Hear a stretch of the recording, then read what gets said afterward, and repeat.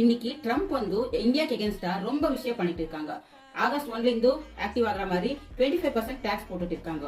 எதுக்காக இதெல்லாம் பண்ணிட்டு இருக்காங்க? அதுக்கு அவங்க பல ரீசன் சொல்லிட்டு இருக்காங்க. அந்த ரீசன்ஸ் என்னன்னு நம்ம இந்த வீடியோல தெரிஞ்சுக்கலாம். ஃபினான்ஷியல் ரிலேட்டடான வீடியோஸ்க்காக என் சேனலை சப்ஸ்கிரைப் பண்ணிட்டு கண்டினியூ பண்ணுங்க. இந்தியா வந்து ரஷ்யாவோட வெப்பன்ஸையும் அதோட ஆயிலையும் நாங்க வாங்கிட்டு இருக்கோம், அங்க இம்போர்ட் எக்ஸ்போர்ட் நாங்க பண்ணிட்டு இருக்கோங்கிறத முதல் ரீசனா சொல்லிட்டு இருக்காங்க.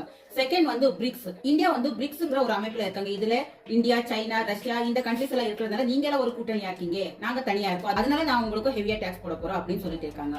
இன்னும் நெக்ஸ்ட் என்ன சொல்றாங்கன்னா, அதே மாதிரி இந்தியாவுக்கும் யூஎஸ்க்கு ஒரு ப்ராப்பரான பிசினஸ் அமைப்பு இல்ல, இந்த மாதிரி ப்ராப்பரா பிசினஸ் பண்றதுக்கு எங்களுக்கு வந்து அவைலபிளா கொடுத்தீங்கன்னா நாங்க வந்து பிசினஸ் பண்ணுவோம், நம்மளோட ரிலேஷன்ஷிப் வந்து நல்லா இருக்கும், அப்போ நம்ம டாக்ஸ் வந்து கம்மி பண்றதை பத்தி யோசிக்கலாம் அப்படிங்கிற மாதிரி அவங்க இன்டெரக்டாவும் டைரக்டாவும் சொல்லிட்டு இருக்காங்க.